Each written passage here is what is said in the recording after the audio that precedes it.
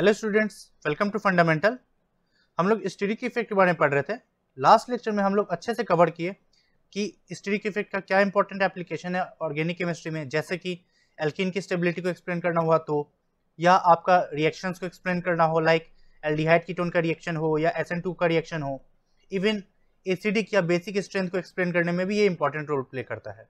और हम लोग ये भी देखे थे कि अगर बेंजोइक एसिड का केस में देखें या एनिलीन का केस में देखें, कोई भी ग्रुप अगर उसके ऑर्थो पोजीशन पर लगा होता है तो बेंजोइक एसिड के केस में उसका एसिडिक स्ट्रेंथ बढ़ा देता है, और अगर एनिलीन में लगा हो तो स्ट्रेंथ घटा देता है। और इस केस में हम लोग ये देखेंगे आज के इस लेक्चर में, ये ग्रुप मिथाइल नहीं बट कोई भी ग्रुप हो सकता है, चाहे वो इलेक्ट्रॉन विड्रॉइंग हो या डोनेटिंग हो, सेम इफेक्ट होता है। बट इसमें ये होता क्यों है, ऐसा ही क्यों होता है, इसी को हम लोग आज इस लेक्चर में समझेंगे। और पर्टिकुलरली हम लोग बेंजोइक एसिड के बारे में बात करेंगे। देखिए, सबसे पहले ये समझते हैं कि सिंस हम लोग एसिडिक स्ट्रेंथ की बात करें तो एक बार पहले देख लेते हैं कि एसिडिक स्ट्रेंथ कैसे मेजर करते हैं। ऑब्वियस सी बात है, इसका पीके और के वैल्यू पे हम लोग बताते हैं कि कौन सा स्पीसीज मोर एसिडिक है या मोर बेसिक है। अगर थियोरेटिकली जाएं तो हम लोग क्या जानते हैं कि एक अच्छा एसिड कब कहलाएगा, जब उसका कंजुगेट बेस मोर स्टेबल हो। तो अगर इसका कंजुगेट बेस अगर ये होगा तो इसका स्टेबिलिटी कैसे चेक करते थे, याद कीजिए, हम लोग रेजोनेंस वाले लेक्चर में देखे थे कि ये आइडेंटिकल रेजोनेंस बनाता है। मतलब कि अगर आप इसका रेजोनेंस ड्रॉ करेंगे तो ये कुछ ऐसा निकल कर आएगा, यानी कि यहाँ पे माइनस और ये O, और इसका हाइब्रिड स्ट्रक्चर अगर आप ड्रॉ करेंगे तो ये कुछ ऐसा निकल कर आता था, मतलब कि ऐसे ऐसे हाइब्रिड, यानी ये माइनस दोनों पे जा रहा है, इसलिए बहुत ज्यादा स्टेबल होता था। तो हिंस इस तरह से हम लोग बोल पा रहे थे कि ये कोई भी कार्बोक्सिलिक एसिड एक अच्छा एसिड है। अब देखिए बेंजोइक एसिड के केस में क्या है। बेंजोइक एसिड के केस में क्या होता है कि ये जो इसका जो पाई इलेक्ट्रॉन होता है वो इधर क्रॉस कंजुगेशन में आ जाता है। मतलब कि ये जो पाई इलेक्ट्रॉन है वो इधर डिलोकलाइज होना स्टार्ट हो जाता है। क्यों? क्योंकि याद कीजिए, हम आपको बताए थे कि रेजोनेंस वाले लेक्चर में कि कार्बोक्सिलिक एसिड का ये जो, इसको अगर आप तोड़ के देखें, O पे माइनस C पे प्लस, यानी C पे प्लस है तो अगर किसी भी ग्रुप से अगर आप जोड़ देंगे, जैसे बेंजीन से जोड़ देंगे, तो ये क्या करेगा, इसके इलेक्ट्रॉन को अपनी तरफ खींचेगा। हेंस ये माइनस R इफेक्ट की तरह शो करता था। यही रीजन है कि इधर से क्रॉस कंजुगेशन आता था, और क्रॉस कंजुगेशन आपको हम लास्ट लेक्चर में अच्छे से एक्सप्लेन किया है। तो अब क्या हो रहा है, यहां से तो रेजोनेंस हो रहा था, अब इधर से भी हो रहा है। बट हमारा मेन कंसर्न क्या है, हमको ये माइनस को स्टेबलाइज करना है इस तरफ। क्यों? क्योंकि एसिड में जो कंजुगेट बेस फॉर्म कर रहा है वो माइनस बना रहा है, और इसी माइनस का मतलब स्टेबिलिटी पे ही डिपेंड तो करेगा कि कितना स्ट्रांग एसिड है। इसलिए हमारे लिए इधर का साइड का रेजोनेंस होना बहुत इंपॉर्टेंट है। मतलब कि अगर इस साइड टोटल अगर 100 हो रहा है तो इधर 100 चाहिए हमको।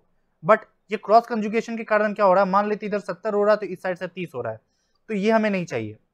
और हम जानते हैं कि ऐसा ही क्यों है, क्रॉस कंजुगेशन इधर प्रॉब्लमेटिक क्यों है।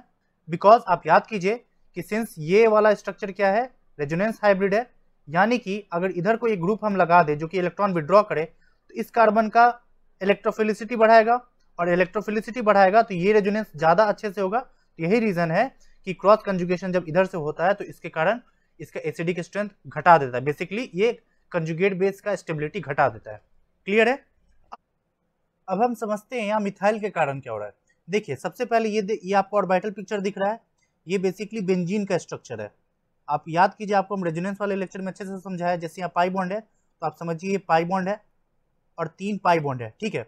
अब यहाँ सिंस ये मेरा स्ट्रक्चर बेंजोइक एसिड है तो अगर हम इसको फर्दर एक्सटेंड करें, यहाँ कार्बन रहेगा और ये OH हो गया, और सिंस ऑक्सीजन के साथ एक सिग्मा बॉन्ड आ जाएगा और एक पाई बॉन्ड होगा, तो कुछ बेसिकली इस तरह से पी ऑर्बिटल रहा होगा जिसके बीच में ओवरलैप हुआ। और जैसा कि आपको हम बताएं कि जो बेंजोइक एसिड में क्या होता है, यहां से क्रॉस कंजुगेशन होता है। मतलब क्रॉस कंजुगेशन बेसिकली क्या है, एक रेजोनेंस हो रहा है। इट मींस ये बॉन्ड इधर से आएगा और इसको ऐसे क्लीव करा देगा। तभी तो आप इस वाले स्ट्रक्चर में कैसे ड्रॉ करते थे, याद कीजिए, आप यहाँ पे एक पाई बॉन्ड देते थे, O माइनस O माइनस, जिस कारण यहाँ पे आपका यहाँ पहले से माइनस है और ये बॉन्ड टूटा तो माइनस आ गया, और बाकी आपका 2 बॉन्ड ऐसे का ऐसे ही रहा। मतलब ये बॉन्ड ऐसे रहा, इधर ऐसे रहा। तो बेसिकली क्या हो रहा है, ये क्रॉस कंजुगेशन हो रहा है। तो इसी तरह ये क्रॉस कंजुगेशन कैसे हुआ होगा, ये बेसिकली आपस में इंटरेक्ट कर रहा है, तभी तो ये बॉन्ड इधर बन रहा है और ये वाला बॉन्ड टूट रहा है। सो इस कारण क्या हुआ, यहाँ पे बॉन्ड बना। बट अगर वही मिथाइल रहता, जस्ट इमेजिन मिथाइल रहता, तो मिथाइल होने के कारण क्या होगा कि यहाँ पर स्टीरिक क्रिएट होगा, और वो स्टीरिक क्या करेगा, इस ऑर्बिटल को मतलब क्या करेगा, आउट ऑफ प्लेन कर देगा। मतलब मेरा कहने का ये हो गया, अभी आप देखिए ये दोनों आपस में इंटरेक्ट कर रहा है, बट जैसे ही यहाँ स्टीरिक क्रिएट होगा तो स्टीरिक क्या करेगा, इसको आउट ऑफ प्लेन कर देगा। और आउट ऑफ प्लेन मतलब हो गया कि ये जो पी ऑर्बिटल और ये जो पी ऑर्बिटल है अभी ओवरलैप कर रहा है, अब ये ओवरलैप टूट जाएगा, जो कि आप इस पिक्चर में देखिए। अभी क्या है, ये पी ऑर्बिटल और ये पी ऑर्बिटल आपस में ओवरलैप नहीं कर रहा है, ये टूट गया है, मतलब कि आपस में क्रॉस कंजुगेशन खत्म हो गया। और जब क्रॉस कंजुगेशन खत्म हो गया यानी कि ये इस साइड जो हो रहा था अब ये नहीं होगा, रेदर आपका ये जो नॉर्मली जो इधर से जो रेजोनेंस हो रहा था बस यही होगा, यानी सिर्फ हमको यही रेजोनेंस चाहिए था और सिर्फ यही होगा।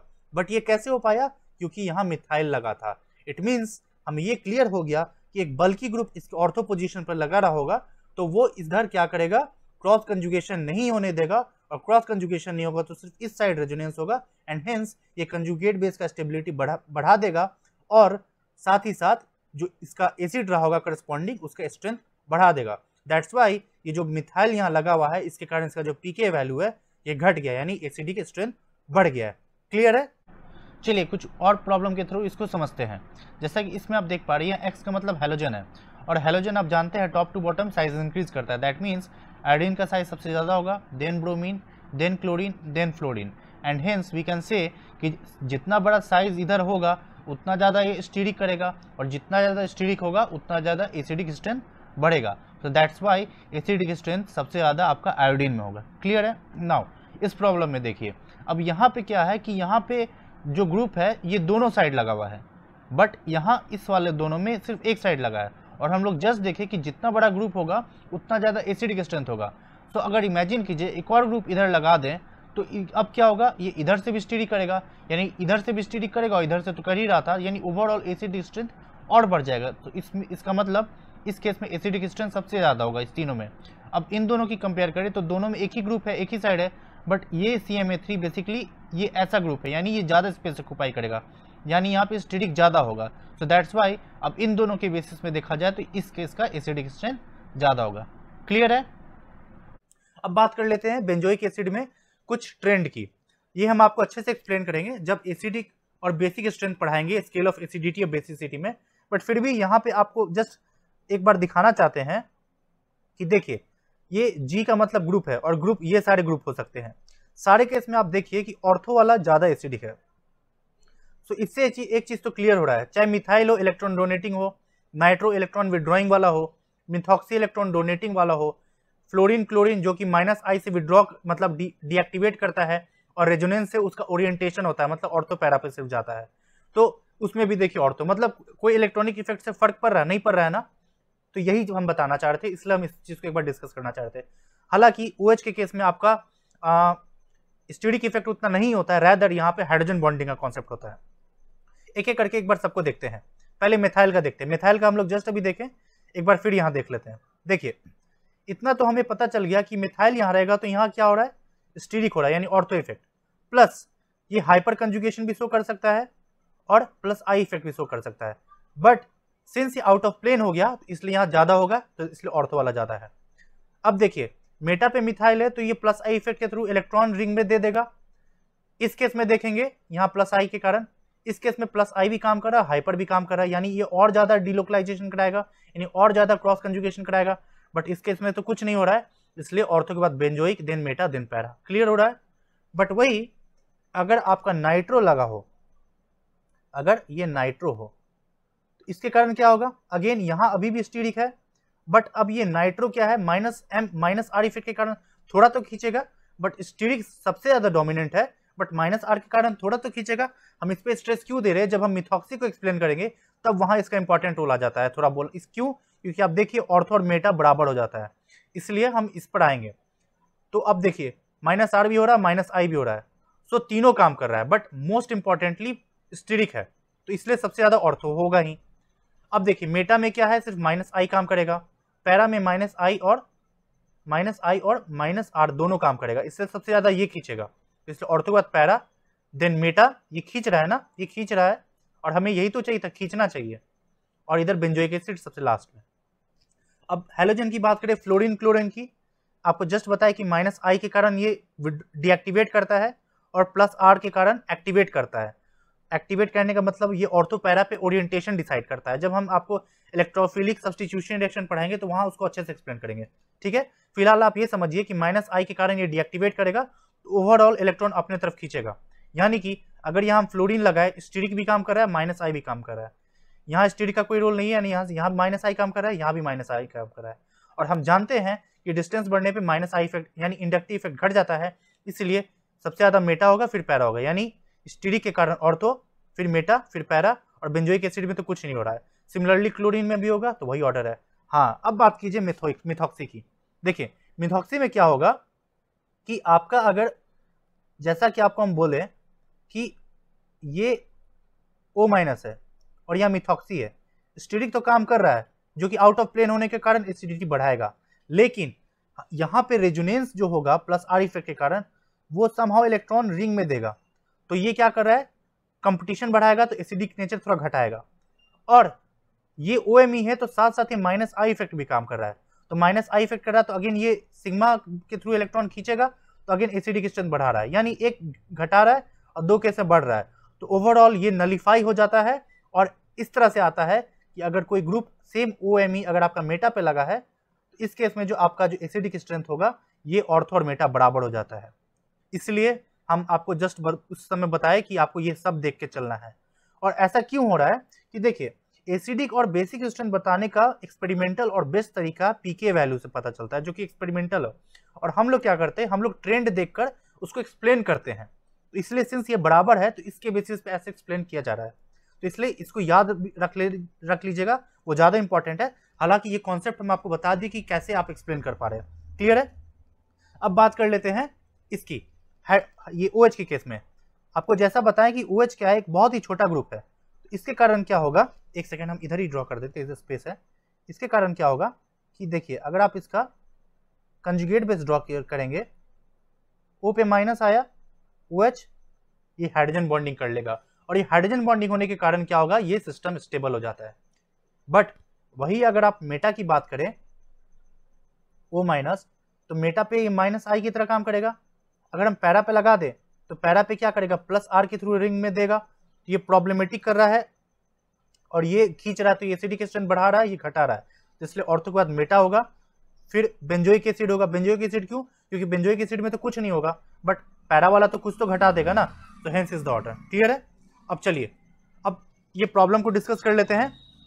देखिए यहाँ पे क्या होगा, आपका ऑर्डर ऐसे जाएगा, क्यों, क्योंकि याद कीजिए जस्ट आपको बोले कि हाइड्रोक्सी एक छोटा ग्रुप है तो हाइड्रोजन बॉन्डिंग होगा।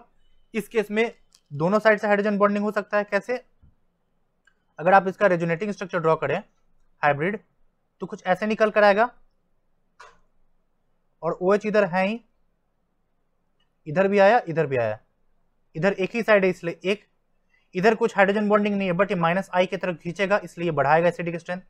यहाँ नन है फैक्टर बट ये रेजोनेंस के कारण देगा तो इस कारण ये घटा देगा, क्लियर हुआ। बस यही क्वेश्चन आपको एक्सप्लेन करना था। और ये वाला जो है ये 3 बस बेसिकली ये आपका IIT JEE का PYQ का ही क्वेश्चन है। इस केस में क्वेश्चन ये है कि आपको पूछ रहा है कि स्टेरिफिकेशन, बेसिकली किस केस में स्टेरिफिकेशन रिएक्शन अच्छा होगा, basically ROH as a nucleophile किस केस में अच्छा से अटैक करेगा। देखिए दोनों साइड मिथाइल लगा है तो स्टीरिक है, बट यहाँ भी मिथाइल है, बट ये एक कार्बन होने के कारण ये थोड़ा ग्रुप है डिस्टेंस पे, तो यहाँ स्टीरिक कम है, इसलिए इस केस में रिएक्शन फास्ट होगा। अगर इसको हम R2 बोले, इसको R1 बोले, तो rate of reaction R2 is much greater than R1। बस यही बोलना था और कुछ नहीं। अगेन स्टीरिक से एक्सप्लेन कर दिया। इस केस में देखिए आपका MS चौहान का प्रॉब्लम है, अगेन कुछ नहीं, जस्ट रिवीजन के तौर पे हम ये प्रॉब्लम को डाल दिए कि देखिए यहाँ ऑर्थो इफेक्ट के कारण क्या होगा, इसका एसिडिक नेचर बढ़ जाएगा, और यहाँ ऑर्थो इफेक्ट के कारण एनिलीन में क्या होगा, इसका बेसिक स्ट्रेंथ घट जाएगा, नहीं दिस इज मोर बेसिक। और हम लोग नेक्स्ट लेक्चर में इसी को बात करेंगे अच्छे से कि एनिलीन में आप कैसे एक्सप्लेन करेंगे कि वहां पे ऑर्थो इफेक्ट इस एनिलीन का बेसिसिटी कैसे घटाता है, ठीक है। सो स्टूडेंट्स आज के इस लेक्चर में इतना ही रखते हैं, नेक्स्ट लेक्चर में हम लोग एनिलीन के बारे में बात करेंगे। अगर आपको ये वीडियो पसंद आया तो लाइक शेयर सब्सक्राइब जरूर कीजिएगा। मिलते हैं अगले वीडियो में, एंड तब तक के लिए thanks guys and good luck.